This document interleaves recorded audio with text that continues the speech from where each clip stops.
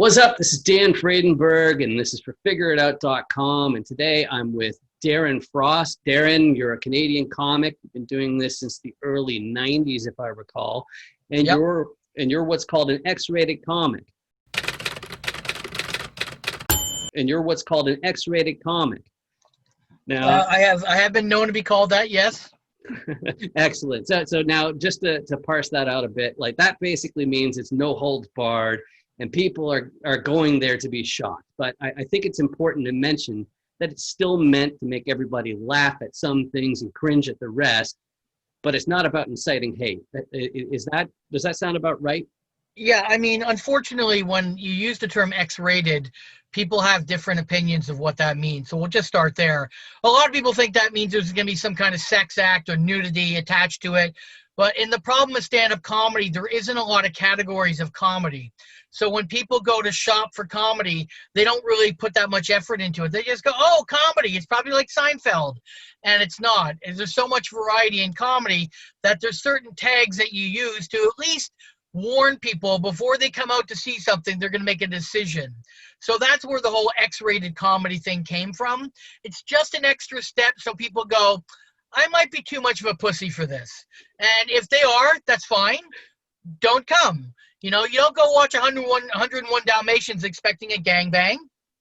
And, you know, you don't go see a gangbang expecting 101 Dalmatians. So that's how I use that term X-rated. It's just another way of saying it's dirty comedy, it's edgy comedy, whatever term you want to use, it's under that umbrella. The reality is I am so not full of hate for groups, but individuals. That's also the difference. So you will not hear any homophobic material come out of me, predominantly no sexist material, anti-black material, anti-white material, anything that's anti-group. It's generally mostly anti-individual. Awesome. I hate people individually more than I can ever hate them as a group. Yeah, that's got to be the most amazing start to an interview we've ever had here. But to sum up, it's if you're going to an X-rated comedy, it sounds like there's going to be a live sex act, but there's not. It's probably going to be jokes about fisting livestock or something. Right. Okay. Yes. Okay. Cool. Or, you know, fisting the dead body of Princess Diana or something that shock a crowd. What people don't realize is everything has the intent of being funny. And therefore, if the intent is being funny and you don't think it's funny, wait for the next thing. And if you don't think that's funny, wait for the end. If it's 3 in a row, this ain't for you, get the fuck out. You're not getting your money back. You're not getting anything. You can scream into a fucking wind turbine at home through the internet, but you're not stopping a show while it's going on just because something you don't like happens. And that's kind of the problem with the world today with social media and, you know, cancel culture, shutting down things. And I agree with some of it. I agree with some things being shut down, but I don't agree with all of it being shut down. So because I don't agree with that, I have to agree with someone else trying to shut something down. You have to, because it's all an all or nothing thing. And I don't like it, but I have to put up with it. Right. And I was in a Facebook group recently, and I ended up bailing out of that group because I found that, you know, sex, I think, is lumped into dirty comedy. And I think it's a bit of a problem because sex isn't dirty. Well, it's messy, but it's not dirty, right? Right. But but like fetishes, like they can be plenty dirty, but like you're basically, your lines are all about you don't hate any groups, you just hate individuals. That's your little guideline. Yeah, awesome. So I mean, you know, the majority of my act is half social commentary, half sex, your whole dirty or whatever, or stuff about my family, my kids. That's really the 3 categories I mind mostly.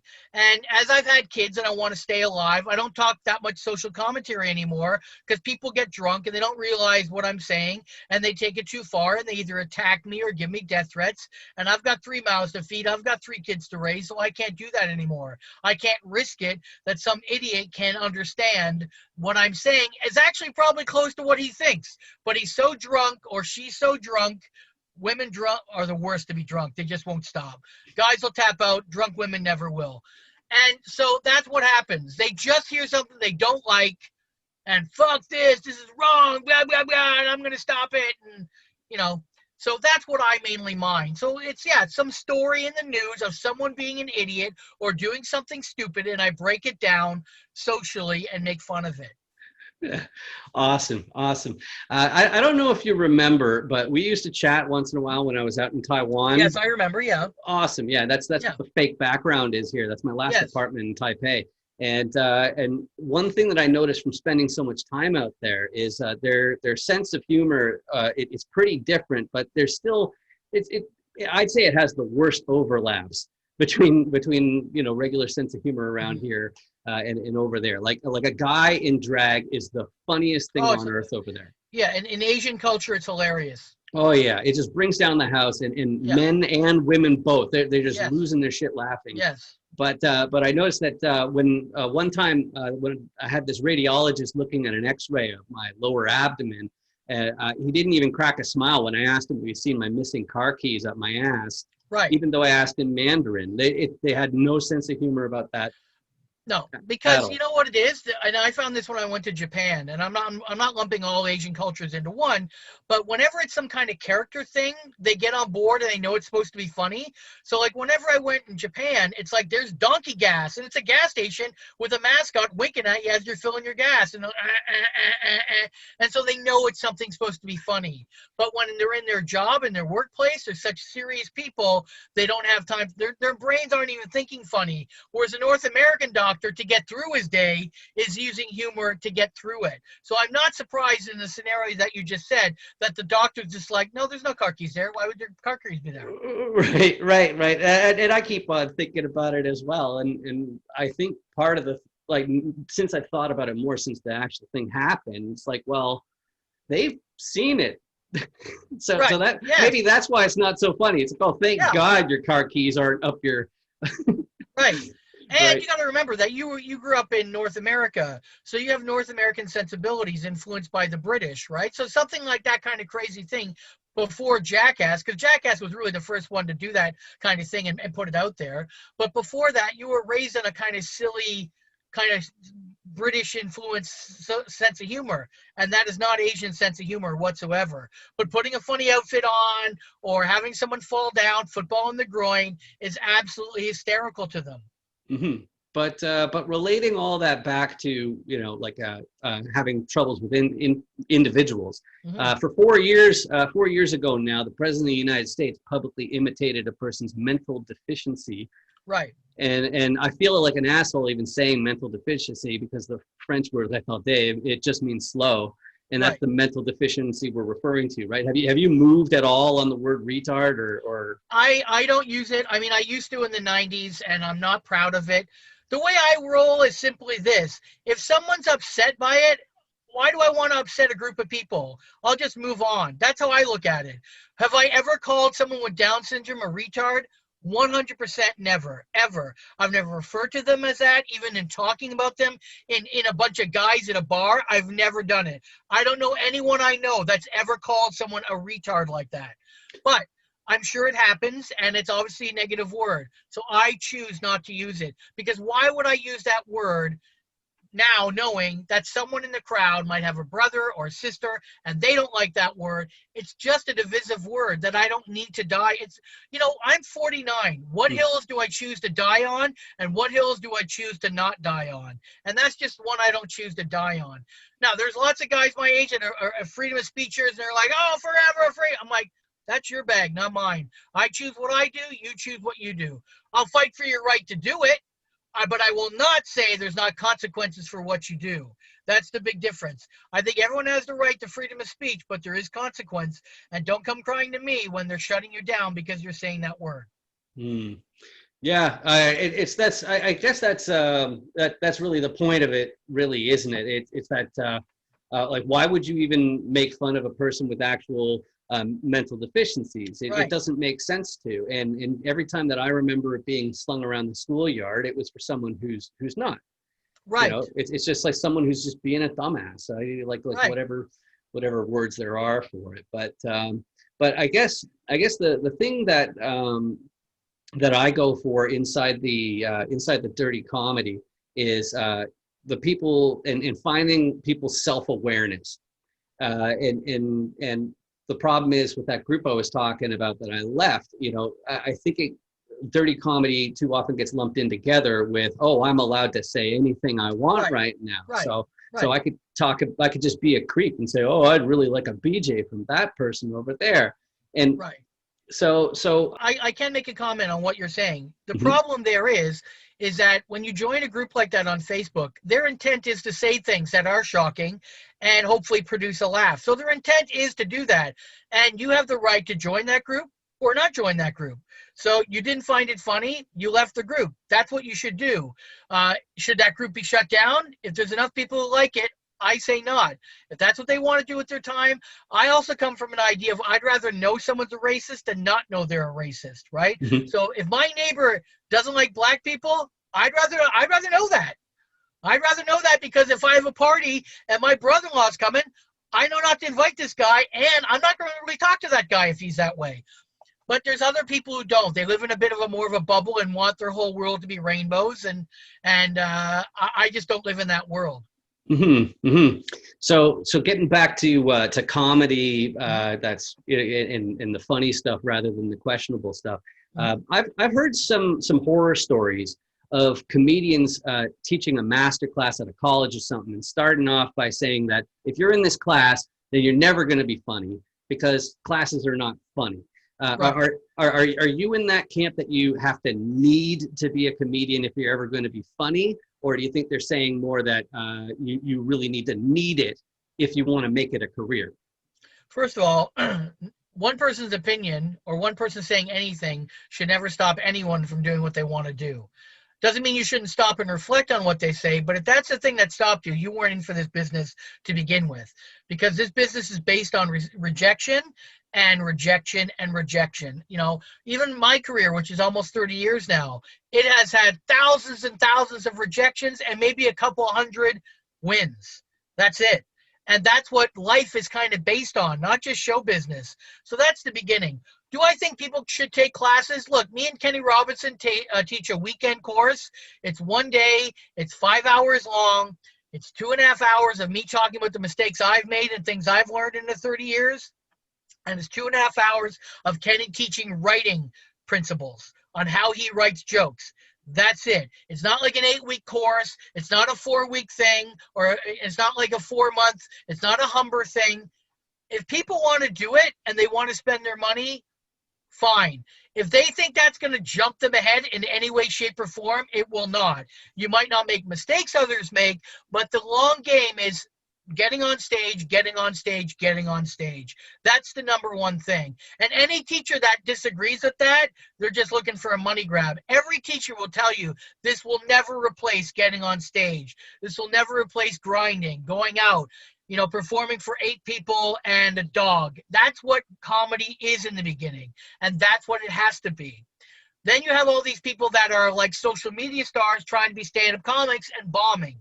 Right? They've got 1 million Twitter followers, so they get a spot on Kimmel and they bomb. There's a really famous one out there on YouTube of this guy that's got millions of Twitter, and he just bombs. And he admits that he bombs. And he realizes that, hey, you know what?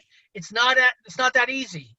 When I had a show on XM, I interviewed Steve-O from Jackass. And Steve-O was doing a whole bunch of live engagements at comedy clubs.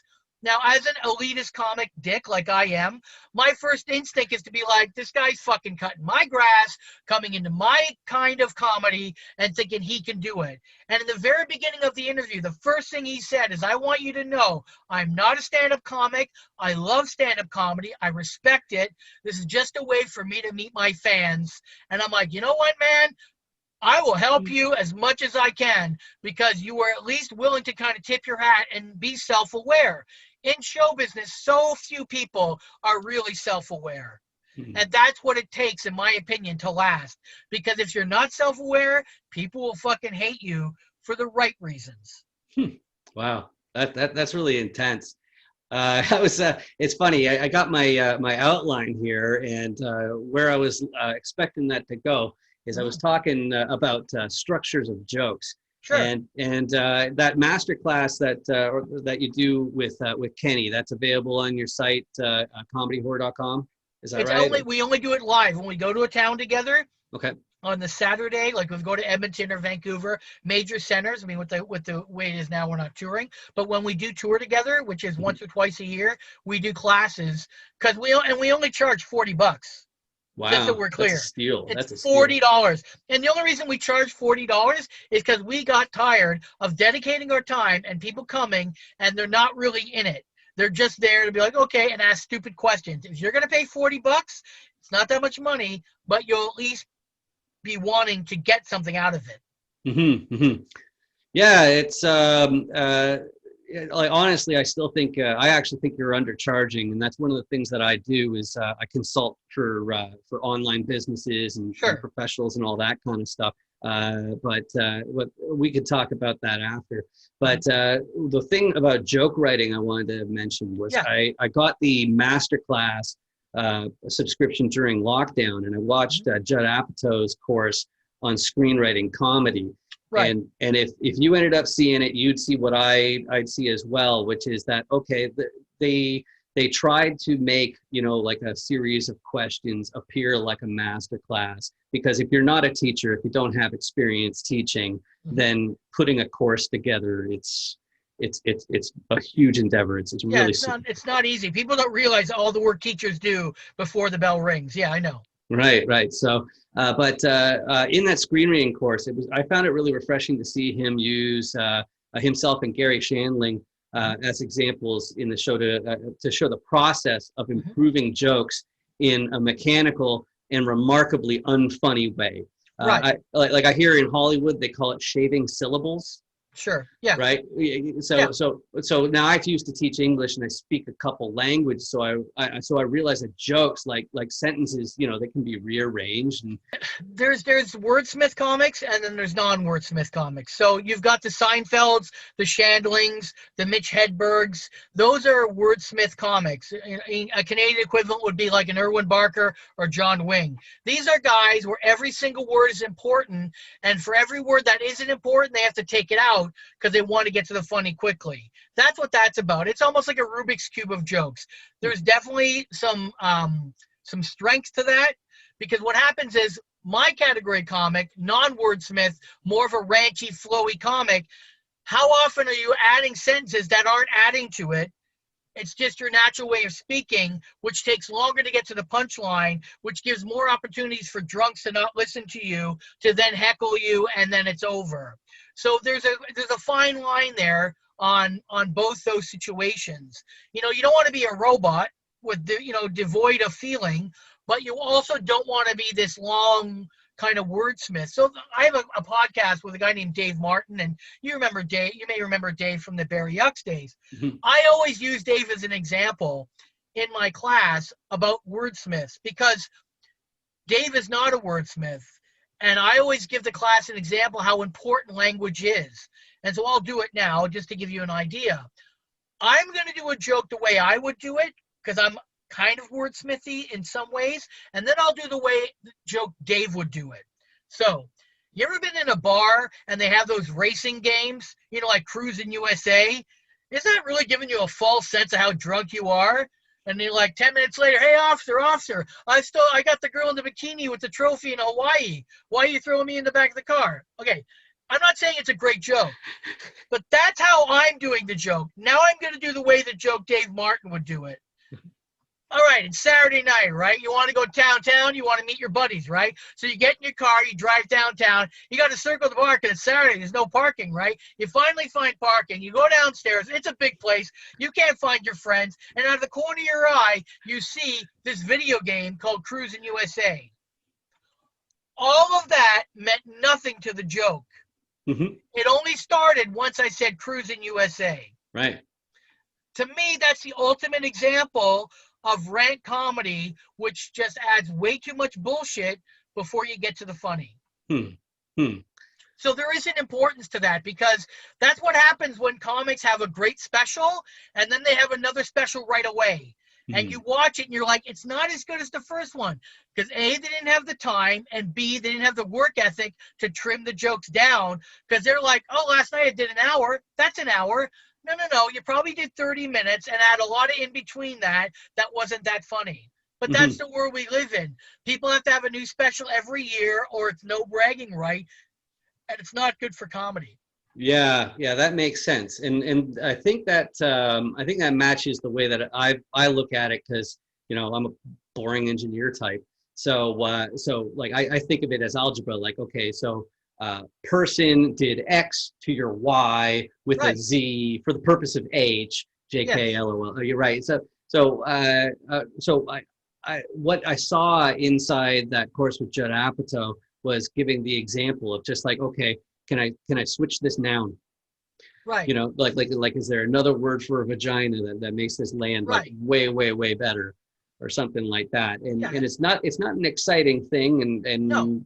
but one of the things that's consistent in my show here is I talk about attention to detail and the grind, which is Right. it's like you were just talking about it. And the thing that's even funny is I'm interviewing a real estate investor who buys and sells apartment buildings. I'm interviewing him tomorrow, and it's the same thing you're going to hear again and again: rejection, Right. win, Right. rejection, win. So it's so interesting to see it come up in every single industry. If you want to be a real professional, you have to do that. But And the grind doesn't change. I mean, that was the big fallacy. You think that once you get a certain amount of success, the grind changes. It doesn't. It has to stay 100%, or you've got to accept the fact that you're not going to be as successful as you were before, which is kind of where I am now. I'm 49.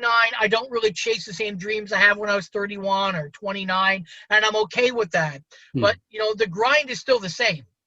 If you want to get 50 people out to a bar to listen to your comedy, the grind is still the same. It will always be the same, and it's tiring. And, every week there's a new it's Instagram, then it's TikTok, and then it's Vine, and then there's always something that you can mine to get and become the next Dane Cook of the internet. That's really what a lot of comics are chasing, because then you can at least ride a wave and kind of to some success for a period of time. Right, but I guess the other thing too is you also have to have really good financial principles figured 100%. out. Yeah, you gotta learn how to save money while you're making the big money. Well, I don't talk much about my house here in Barrie, but it's a nice house. And whenever I had some comics up here about 8 months ago before the pandemic, because I had a fundraiser, and they come in my house, oh my God, look at your house. Oh my God. And I felt like going, hey, yeah, do you want to see the wing that heroin paid for? They're like, what? I go, do you want to see my basement that beer paid for? What? I said, I don't do heroin, I don't do beer. So everything that you've ever spent in your career has gone into the bank, and I've been the ability to then move forward with that money. There's a reason it's called show business. Business is bigger than the word show. If you don't take care of your business, you're dead in the water. Comics don't do their taxes. Biggest mistake they ever did. Don't do their taxes. Guess what? COVID comes. They want CERB. You can't get your CERB unless you do taxes. Now they can't get their taxes, and they're complaining about it. Fuck you. You can't have it both ways. You can't not play with the man and then ask for the man to pay you. It can't happen that way. And that's the thing. Business is bigger than show. And that's no different than any other business. You have to take care of it. It's not going to take care of itself. So the show is not as big as the business, but let's talk about the show for a second. Sure. You can hit 3 out of 10 times you go up to bat in your career in the major leagues, and you'll end up in the Hall of Fame. But and I know that like trying to impress comedians is one of the strangest things a person could do if you know comedians well. But I guess I'm trying to find when someone who's not a comedian should start feeling funny. But like how often do longtime professional comedians bomb if they're actually any good? I think they bomb all the time. If they're any good, I think they do bomb all the time. You just don't see it. Now with the technology, it's a little harder, but comics still drop in and do sets, and they still work on stuff. I mean, Russell Peters, what he does is he does a club tour to work on stuff, and once he's got enough of it, he then does a giant arena tour. So you're paying $20 to go in to see Russell workshopping, so your expectation better not be the same as an $80 theater or arena show. And if someone like Russell's still doing it, there's no reason why anyone else can't do it. And they do it. Dave Chappelle does it, you know, on a little bit of a different scale by releasing that stuff he did in Ohio to Netflix, which to me was just kind of him working stuff out in a moment of time where he couldn't do it anywhere else and he was frustrated. To me, I don't view that as a stand-up special as much as a spoken word event. There's a bit of a difference there. But I think comics bomb all the time. I know I did. And I know the comics that said they didn't bomb all the time were fucking lying or hacks. So, but you say all the time. So we're talking like 1 out of 10, like. I think, like I said, it's a different breed, meaning depending on what that show is. So if I'm on a Saturday night at a comedy club, I'm not bombing. Right. I'm not going to try to bomb because I'm not doing new stuff. I'm doing tried and true stuff I've been working on to hit a home run. But you know what? On a Wednesday night, open mic, and I jump on for 10 minutes, that's my time. Right. If I don't get paid for a set, I don't give a fuck if the audience laughs or not because I'm working on shit to get it ready for the Saturday night. And I think that's what you'll see. So if you go see an open mic night and Dave Chappelle jumps on and ain't funny, that isn't part of it. Part of it is him working shit out. Oh, that's awesome. That's so funny. So all right. So but psychologically speaking, going from when you're just a regular person and maybe you're thinking about getting into comedy, like I guess it's back to self-awareness again. Like kids make tons of jokes that aren't funny. And sometimes they become adults without learning that just because you're laughing in your own head doesn't mean it's actually funny. So I think you have to learn to curate your own jokes in your head before you'll actually be okay, cool. And so do you think most comedians like they become quieter in person in normal conversations because they want to make sure that that joke's gonna land for sure instead of there's only like a 40% chance that one will land? Yeah, in my opinion, there's two kinds of comics. There's the comics that love the fact they're a comic, and the comics that hate themselves so much they never tell people they're comics. So, like, if I go to a party, I don't tell people I'm a comic for the most part. I say I'm an actor or I'm in sales. And if they ask me what I sell, I just tell them what I used to sell in the 90s. And no one goes, oh, I'm going to go check you out and see if you really do sell advertising. They don't know any better. And because what happens is I tell them a comic and it leads to the same 15 fucking questions every single time. Who's your favorite comic? What happens when you do this? Have you ever been heckled? The same 12 questions. And I'm okay with it sometimes, but when it's every single party you go to or gathering, it gets tiring. Then there's the opposite. There's the one who's like, they're telling you a comic whether you want to know it or not. I remember in the 90s, I went to the West Edmonton Mall, and because the comedy club was in the mall, and there'd be stories about comics. They would just go shopping and tell people in the mall in the stores, I just need to get a pair of pants. Oh, what kind of pants you looking for? Kinds that look good on stage. And they're like, oh, stage? Why stage? Oh, I'm a stand-up comic. It's like, I would never fucking do that. I would never go to a store and tell someone I'm a comic. Maybe I'm just a fucking narcissist or whatever, but it doesn't rock my boat enough. That's too funny. But if we're talking about an amateur, and I'm talking about impressing comics anyway, so like you're there all covert in your social get together or whatever it is, and someone who's something boring like an accountant, are you like? I was thinking while I was writing these questions about like, okay, well, what are some like detail-oriented questions I could ask? So are you generally more impressed from some random person who can just drop one total bomb in an unexpected spot, or by someone who has 3 snort-worthy jokes? Okay, so you have to look at this from a pedestrian standpoint and a comic standpoint. Whether a joke kills or bombs, that means nothing to me. Because just because it worked or bombed one time doesn't mean it's going to work. They can be a little wacky or a little off, and that's why audiences are laughing. Like sometimes someone can get up and not make any sense whatsoever and be awkward, and the audience is laughing at them. Right. And this isn't planned. This isn't a character like a Kaufman type thing. It's just audiences are like, what the fuck is this guy talking about? So I'm already looking through at that. Yeah. I'm looking through that filter. So there's a comic named Bobby Mayer, now lives in Britain. First time I saw Bobby was at Spirits. He bombed. I laughed the whole way through his set because I knew his jokes were funny. I knew there were funny thoughts. Boyd Banks, another edgy, dirty comic, thought he was hilarious. And after his set, I pulled him up. I go, man, how long you been doing comedy? Because that was funny. I said, I don't give a fuck what these people, and these are my friends, some of them. I don't give a fuck what they think. That's funny. You know, so to me, I'm impressed with someone who just gets up there and says something that either I never saw coming or I'm like, that is impressive, whether it gets a laugh or not. Because that's what's going to get you through.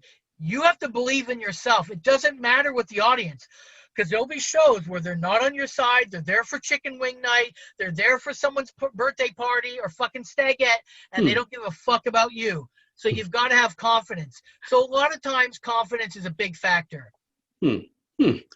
Yeah, wow. So that's kind of the opposite. Even an accountant who's kind of schleppish, they can still get on and in their own way be somewhat confident. Confidence doesn't mean that they're over the top energy forcing it down your throat. Confidence just has an air about it that you think this is funny. There's a difference. There's a real difference. Right. Okay. So yeah, and that's all on stage that you're really talking about here. And so in my little hypothetical here, you know, I'm talking about, you know, like people who just throw in a joke because that's what they heard that week and they just get a kick out of it. Like I was thinking, you know, you probably deduct some points in your head. It's like, okay, that guy's he's got one that's kind offstage comics don't like comics that tell jokes. Oh, okay. It's just like, why? Right. You know, if you can say to a comic, oh, I heard this great street joke, and they're like, okay, tell me. Yeah. But when you're trying to just tell a joke, we know what you're doing. Right, you know, that's what your fucking real friends are for. You go slip jokes in the conversation with them. Don't do it to comics. Right. That makes perfect sense. You just don't. It's like, you know, I'm sure chefs are the same way. Everyone has a code of how they operate, and that's what comics are. Like, comics will literally turn to someone, are you doing material on me? Are you doing your jokes? Are you testing your jokes? If you are, just go, I got a joke to run by you. But don't try to slide it in the conversation. Yeah. You know, kind of thing. Yeah, that's interesting. Wow, far out. Okay, so that's it. I think one person in my audience at least is going to really get a kick out of this interview, because he actually started, he's my last boss, and he started some stand-up as a side gig before the plague hit. Right. And it got me thinking about a part of comedy that is the bad part of being a rock star. Like I'd love to play a huge concert with AC/DC, but I'd hate playing 4-chord songs for ages, like years on end or something. So every time you guys do, like a lot of comedians, I know when you guys do a special, you guys retire the jokes. Right. Right. And then but even though I wanted to do a set or something at some point in my life, I think that film is my medium, because I know that I wouldn't want to pretend these old jokes were brand new again, like every night. Oh, well, I guess kind of like what I'm doing, reading my questions off of the script for this whole thing. But right. Right. But I don't think most audiences think that everything that a comic says is brand new. I think that the culture is now caught up with stand-up, realizing that some of these things are things that we've said many times before, and some might be new. Now, for example, you come see Darren Frost, the majority of the audience doesn't know who I am. They're already yucks, and it's all new to them. If you come and see me a year from then, you will notice a lot is different. But there's also this problem with comedy. And that is, so I once did a show, and then 8 years later, I did a show in that town again. And someone came and saw me both times. And at the end, they said it was funny, but same jokes. And I'm like, dude, there is not a single fucking joke in that whole 45 minutes that's the same. What you remember is my cadence and my delivery. Right. What you're telling me is you didn't really listen to me. You just laughed because I was getting angry and jumping around. You didn't really listen to me. Because comics flip material all the time, but there's a lot of comics that believe if it isn't broken, why fix it? So in the 80s, comics toured for decades with the same 45 minutes. I know comics right now for 30 years they've had the same 45 minutes because they just played in new crowds, or if a couple people have seen them, of that crowd, the majority haven't. So. Right. with the grind though, like a lot of people who decide to go for that strategy, like do you have any advice for comedians who struggle to get that energy to tell the same jokes night in and night out if they want to stick into it, or do you think that's you just have to remember that show business is like a staircase, and the staircase at the very beginning is very big steps, right? Mhm. But as you progress through, the step is much longer as a plateau and a little tiny step. So what happens in the very beginning, comics really get, jazzed about it because it's like this rush of endorphin. So it's a giant step of like, I'm on amateur night, big step. I got laughs on amateur night, another big step. I got a comic telling me I'm funny, big step. But then those big steps, they stop and they become very small little validations, but you're addicted to the big steps. So you have to understand that and have the wherewithal to know that if you bomb today, the next show you're not going to bomb.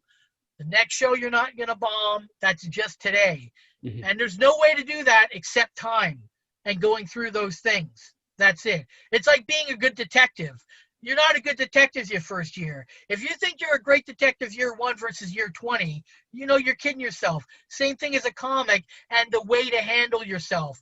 You're not going to handle yourself or have the same things that piss you off year 20 that you do year 1. It's the same thing. Yeah, that's a lot to think about. But Yeah, I just think that young comics have to stay in it. The right. longer you stay in it, or if you don't want to stay in it, that's fine. But really question why you're getting out. Because what you forget is the longer a comic is in stand-up comedy, they forget why they got into it. Mm. If you can, and I think this is anything, any art or anything. Why did you get into what you wanted to do? So like for a teacher, for example, they loved kids in the beginning. Then they didn't love kids so much, but they loved summers off. Mhm. And they had an ability to do things. And then they're 30 years in and they're like, I hate this job. Why did you get into it? Well, because I loved kids. Well, maybe go back to loving kids again and you'll find another rebirth. Same thing in comedy. Why did you get into comedy, Darren? Because I was bullied and my voice was a weapon and I wanted to have some payback. That's why I started comedy. And so every time I get down on myself, I remember why. Because when I use my voice as a weapon and people laugh, that's validation. I didn't get into it to be a star. I didn't get into it to be on TV. I didn't get into any of that stuff. That's why I got into it. But it's really easy to, once getting that star money or TV money, you're like, I don't really have to do much stand-up. I'll just do this. That makes sense. That makes sense. And I guess one bread and butter that I've seen a lot of comedians, regularly employed comedians do these days are the roasts. And Yes. and you were just talking about being bullied. So do you mind if I bully you for a second? Sure, go ahead. Okay, awesome.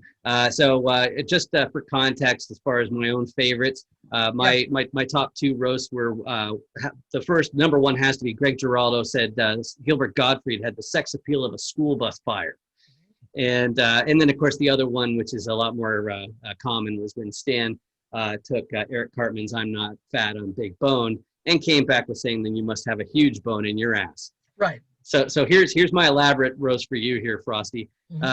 First, have you ever heard the idea that there are no chicks on the internet? I mean, I remember that from back in the day, of course, sure. Yeah. Back in the day. So you know the idea is okay. Yes. Okay. So just for anybody who doesn't know, the idea is that sex isn't even in the equation. So if you try any of the real world tricks you do to get attention or whatever, you're basically going to get nothing but contempt. But Right. but that's not really the case anymore now that everybody's streaming, I guess. But basically, this elaborate roast that I've got here is the next step in it is that in 30 Rock, I remember they were talking about how people have a bubble when they're beautiful, and Sure. like basically if you're hot, you get a pass on anything. But how would you describe the bubble you've lived in, Frosty? Well, it's very simple. I'm a weird-headed guy, and that's where I make my rent. I make no bones about it. I'm not a Dentine model. I never am going to be and never will be. No matter how much cosmetic surgery to make myself look like a Ken doll, I'm always going to look like Bobby from King of the Hill. I know that. And I play that up. When I'm on stage, the first thing I say is I know I'm weird looking and everybody laughs. It's the elephant in the room. I address it and I move on. And then literally within 3 minutes, you forget I'm weird looking. You're like scared of me. I get it. I know what the parameter is. Right, right. And I had a pretty good idea since we've known each other that long that Sure. that dig would land fairly softly. Yeah, of But course. I right. spent my whole career making money because of the way I look in commercials. Look, I mean, I did a lot of commercials because I'm a weird-headed actor. Yeah, honestly, like I gotta tell you, like, you know, when I first looked at you, I thought you might have been a little bit deficient yourself. Like the Every first role I glance. Yeah. play on camera, it's never some confident dude. I've never had a role in my entire career where I'm married, in a relationship, or even have a pet. I'm always some pedophile, weirdo, creep guy, maybe trying to sell you something, or someone trying to sell me something because I'm that pedo, weirdo, creepy guy. And it pays my rent, and I could be like crying about it, or I could be like, I can't change the world. I can't change how the world looks at me. I'm confident. I Mhm. fucked my wife right. I'm okay with it. I know what I'm doing. I have happiness in my life. If that pays my rent, so be it. Right, and you need thick skin to be a comedian. So uh, You can't be in show business, even a beautiful person, and not have thick skin. right. Because I'll tell you something, a beautiful person has it even worse. Because if all you have is looks, those will fade over time, or someone can easily come and replace you. Just like me in commercials, there's another weird headed actor that comes along and replaces me, and I'm fine with that because all Mhm. I miss is the money from commercials, not the actual commercials. But I had my run, and a weird headed actor's run, a character actor, has a much longer run than someone that's hot. If that's all Mhm. they have going for them. If they're hot and talented, then you're Brad Pitt and you have a career in the stratosphere. But for Mhm. the most part, if you're just hot, easily replaceable. Mhm. Mhm. But with hecklers though, like I know that, like, you know, from hanging around you guys, I know that the anti-plagiarism thing, you know, it's something that, you know, people are very, like, they do take it very seriously. Sure. And but one thing I've noticed is that every comedian also has to have their own, like, anti-heckling, Yeah, you know, like bombs to drop on them sure. for whatever. So like in general, like, just like as a guess, how many original ones would a typical comedian have in their pocket? Like five to 10. I mean, I have hundreds Right. because of the nature of my act and playing in bars with drunks and stuff. And to be honest, I try not to go to them. I try to live in the moment. And my problem is, if I live in the moment and I'm angry, I say fucked up shit. Way more fucked up shit in the moment than I ever could say. Like I've said horrible things. Like whether it's a guy or a girl, I'll say shut your mouth. I can smell your father's cock from here. Trust me. That's a very divisive line. Right, right. Show takes a wicked turn when I say that line. Yeah, And yeah. there's many more. Hmm. Many more. But that's only because it's gotten to a point where I've already tried to tell them, be quiet, I'm warning you. Then they'll say something derogatory towards me. I'll give them one more warning. That's it. Three Hmm. strikes and you're out. And then the big guns come out. And then Right. people get upset. Yeah, yeah. And you've had beer glasses thrown at you. Yeah, the famous one is a Scotch tumbler glass, like that thick bottomed Right. Scotch glass from like 20 feet away. Yep. What advice do you have for dealing with online trolls where you don't have a microphone in your hand? Do you Well, ignore them, or what do you think? my advice is don't read them. I Hmm. mean, I still do once in a while, but for the most part, I don't. Hmm. Once in a while, I'll go to my YouTube page and I'll just, on my page, I have to okay every entry, like to make sure it's no racist or extremely homophobic stuff. But, anything about me and calling me a fat fuck or whatever, okay, you're in. You're in. I'm terrible. I'm not funny. You're in. You're in. I don't care. They're not going to stop me from doing what I do. They don't Right. stop me at shows. They're not going to stop me online. I just, won't spend much time thinking about it. Hmm. Hmm. All right. And And I going also back to. think that if you spend too much time looking at that, Mm. so I also have a theory about certain kinds of jokes. Hmm. And my theory is simply this. Like if I have a joke about someone in a wheelchair and I was going to do it that night and there's someone in the audience with a wheelchair, I'm still doing that joke.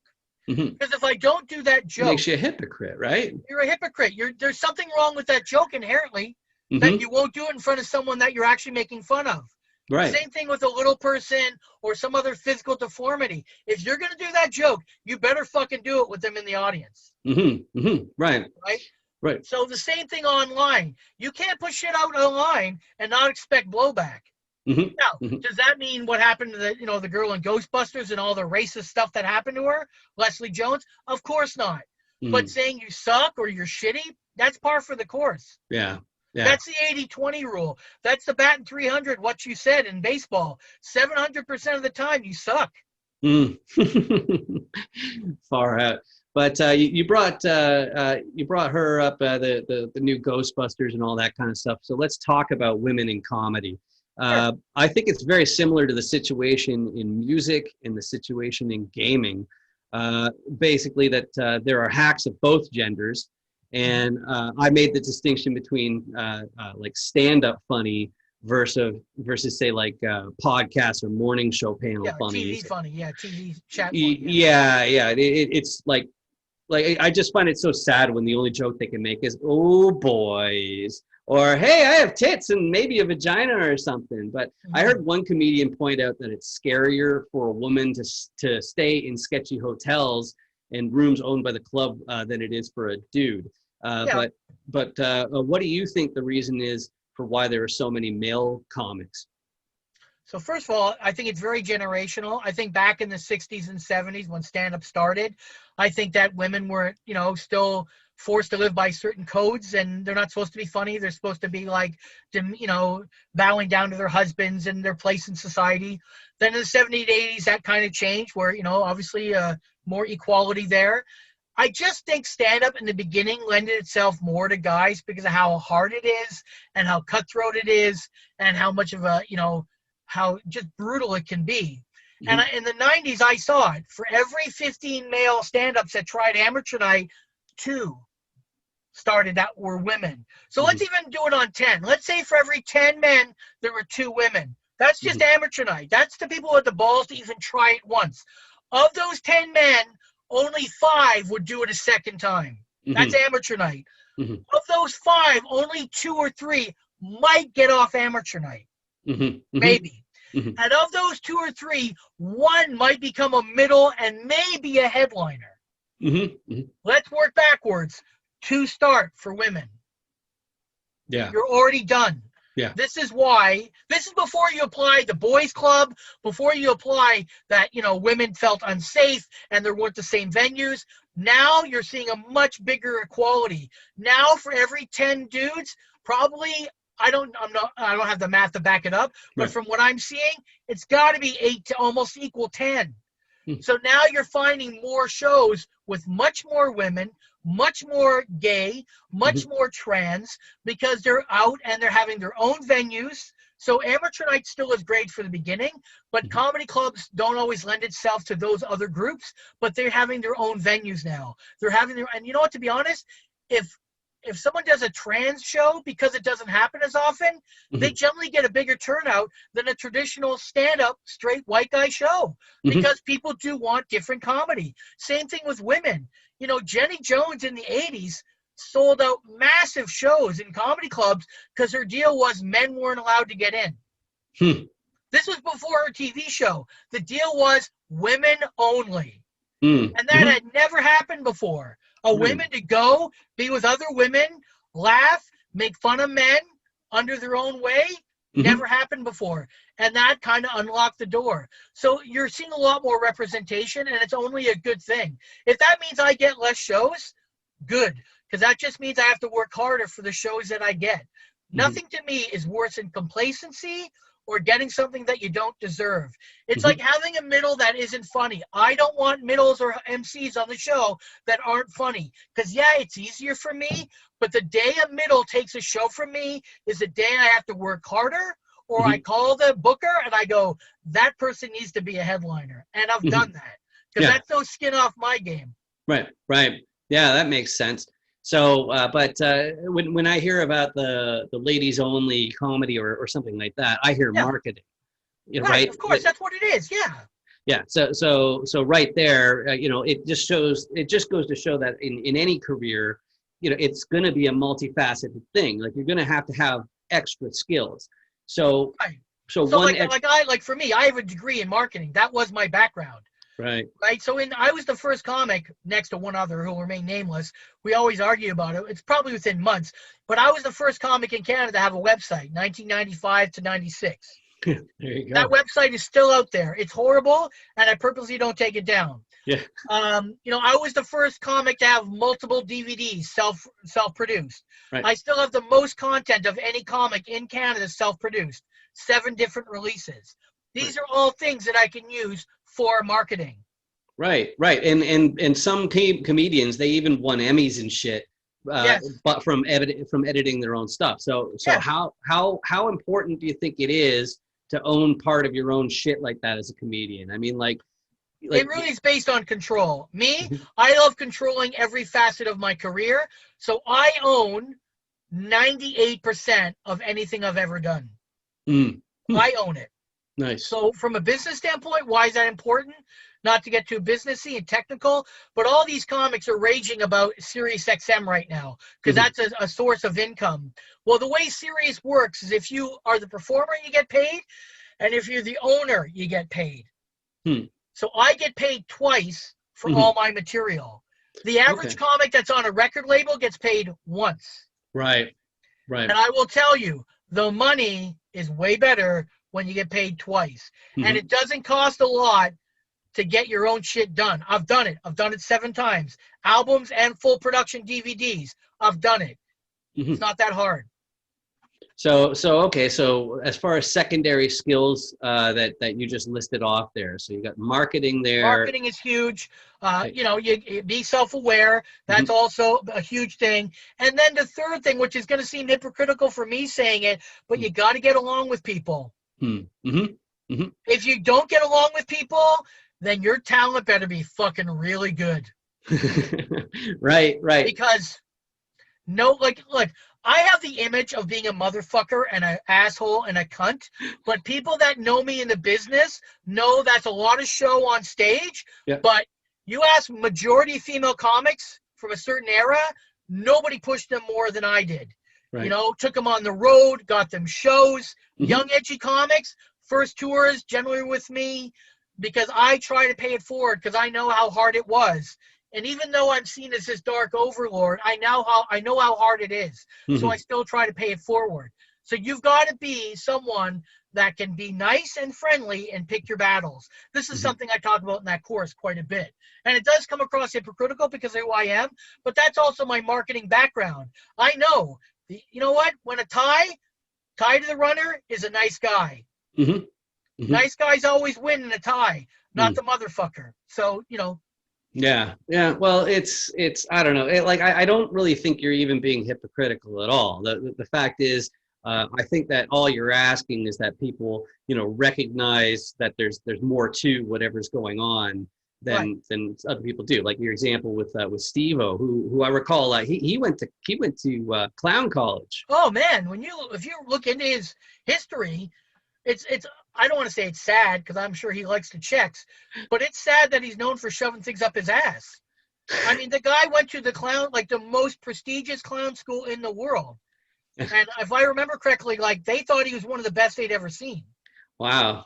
Yeah, So I that's. mean, his history is pretty crazy, and then just shove something up your butt, worldwide star. Yeah. Wow. That's really something. So, I mean, But he put his time in. So, when you think of people, these overnight sensations, I mean, people called Russell Peters an overnight sensation. right. He was a comic for 12 to 15 years Yeah. before he had any ounce of real success. They're Mhm. just overnight sensations because social media can portray it that way, or the media does. But Yeah. now, through the power of the internet, you can backward dive and check people out. Like, most people have no idea what I've done. The movies I've done, the Mhm. cartoons I've done, all this. So all they know me is from stand-up. And the cartoon world people, they don't even know I do stand-up. Before I see you off, Darren, if I'm having you here, then I really should have to ask myself how far I should lean into filth. So I can't let you, I can't let you leave without saying one completely awful thing. So I'll start off gently, and I got these poker chips here, these funnel fixing poker chips. Mm-hmm. So to all of your loyal fuckies out there, maybe we could have a contest where I'll send you a stack of them. And packed in individual Ziploc bags. And I remember you said your wife keeps a jar of cum under your bed. So if you could just drench these Yes. come and send them to the winners. Yes. Like what's the supply in that jar now? Like, is it like 50 winners, or is it all like dried up and we only have No, it's probably still a good 2-liter jug, still swishy around. And if you send 50 of them, I know that I've fit 31 marbles in my ass, so I probably could do 2 25s. So I will shove them in my ass as well.